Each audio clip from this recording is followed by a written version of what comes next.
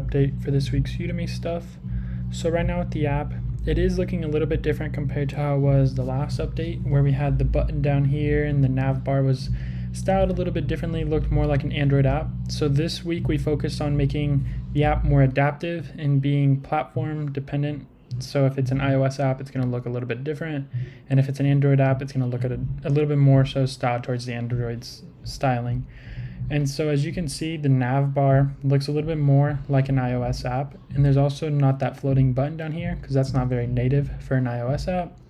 So when you click this plus though, it's still doing the same functionality of shoes, adding them. You could choose the date still. So let's do Tuesday. Okay, add the transaction. It gets added to Tuesday. And so this functionality hasn't really changed, but we did make it to where these scrollable items down here won't get lost behind the chart. So we utilize media query in order to get the size of the screen and make sure that we are positioning everything on the correct aspect of the screen size. Something else that we worked on was changing the landscape mode, so that way we were showing all of these different transaction items, and then if you choose this button, it'll show you your chart. As when we were trying to show both, it would just get lost behind it and it would kind of mess up the styling. And so that is pretty much what we did for this chart side, with making the app to be able to go landscape and also portrait. And this button right here is something that we called an adaptive button. So if I come over here and I look, where is it at? I'm probably not going to be able to find it because I get lost in this code. But there is an adaptive button above this chart, and so this adaptive button is basically checking, okay, what platform am I on? Am I on an Android or am I on an iOS device? Since it's on an iOS device, it has more of that iOS styling to look like an iOS button.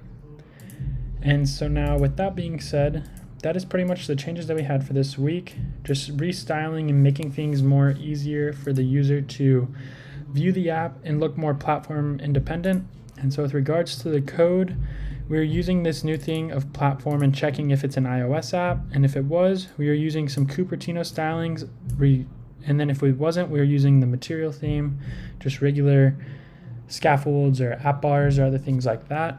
We also pulled a lot of the code out from this main build function into external functions in order to keep the code down there a little bit cleaner and also be able to view it from up here and see, okay, what exactly were we doing? And so with regards to these are building the portrait content. This is building the landscape content. So this is doing the different things. And this was that switch that I was talking about. So this is an adaptive switch, choosing the color of our theme.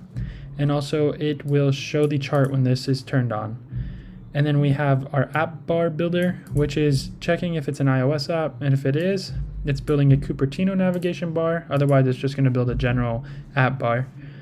And so those are some of the main things that we were able to do within the app this time, is make it more styled towards your device and also be a little bit more user-friendly in both portrait and landscape, and being able to show the user the different styles of the app, whether depending on what way they're holding the phone.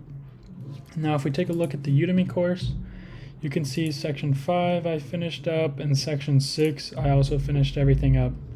But yeah, that's pretty much everything for this week. The end.